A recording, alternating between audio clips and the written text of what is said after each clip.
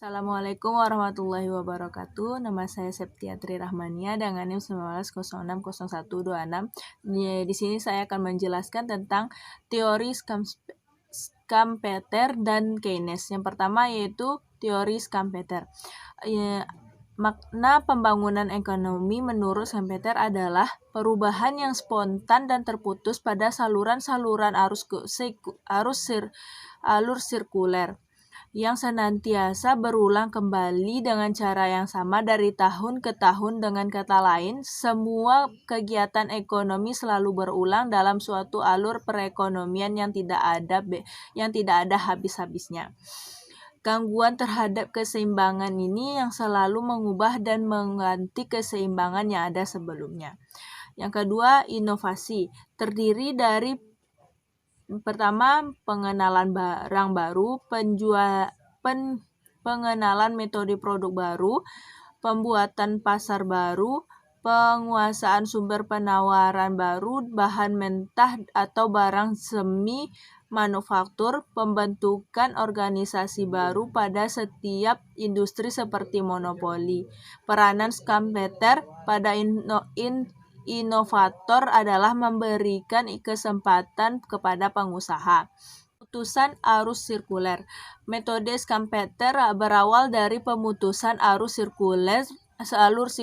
sirkuler melalui inovasi dalam wujud produk baru oleh seorang pengusaha guna memperoleh laba. Selanjutnya proses siklis.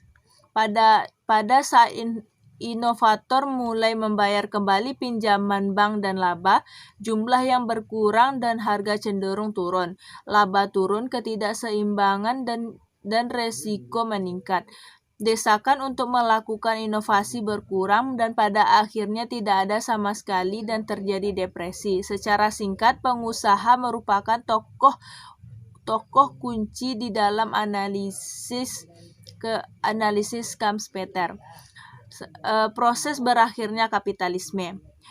Ada 3 tekanan yang merupakan awal dari kematian kapitalisme secara perlahan. Yang pertama, kemerosotan fungsi kewirausahaan. 2, kehancuran keluarga bourgeois. Ketiga, kerusakan kerangka kelembagaan kapitalis. Kritikan terhadap teori Schumpeter. Yang pertama, keseluruhan teori Schumpeter didasarkan pada inovator yang dianggap sebagai pribadi yang ideal. Menurut Schumpeter, pembangunan ekonomi adalah akibat dari proses siklis. Ketiga, pendapat Schumpeter bahwa perubahan siklis merupakan akibat inovasi juga tidak benar. Keempat, Schumpeter menganggap inovasi sebagai sebab utama pembangunan ekonomi. Schumpeter dalam teorinya terlalu banyak menekankan pentingnya kredit bank. Analisa Schumpeter mengenai proses peralihan dari kapitalisme ke sosialisme tidak benar. Selanjutnya yaitu analisa Schumpeter dan negara keterbelakang. Yang pertama, perbedaan tatanan sosioekonomi di negara terbelakang. Kondisi ini sama sekali berbeda dan tidak ada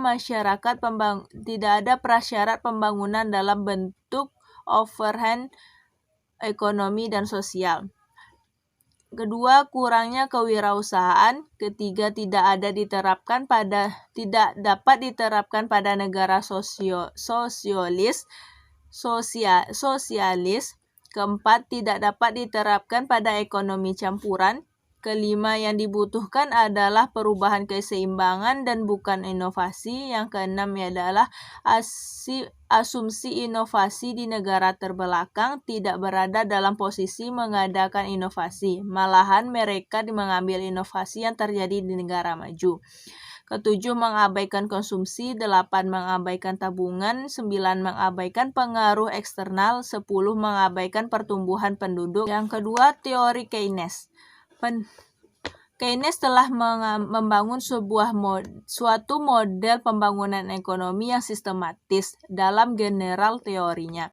Keynes mengutarakan serentetan syarat pokok kemajuan ekonomi, yaitu kemampuan mengadakan produk, kebulatan tekad menghindari perang dan perselisihan sipil, kemajuan untuk mempercayai ilmu pengetahuan dan memperdalami hal-hal tentang ilmu pengetahuan, tingkat akumulasi yang ditentukan oleh marginal antar produk dan konsumsi.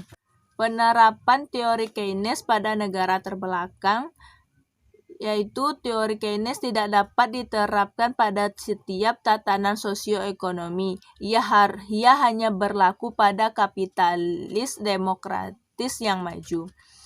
Asumsi Keynes dan negara terbelakang. Yang pertama, pengangguran siklis. Teori Keynes didasarkan pada adanya pengangguran siklis yang terjadi selang depresi. Pengangguran ini disebabkan oleh menurunnya permintaan efektif. Yang kedua, analisis periode jangka pendek.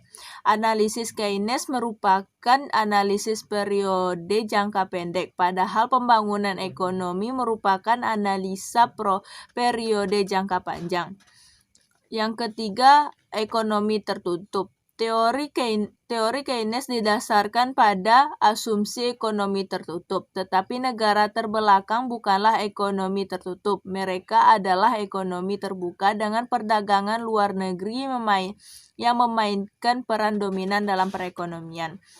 Yang keempat, penawaran lebih faktor komplementer dan faktor tenaga kerja. Yang kelima, tenaga kerja dan modal.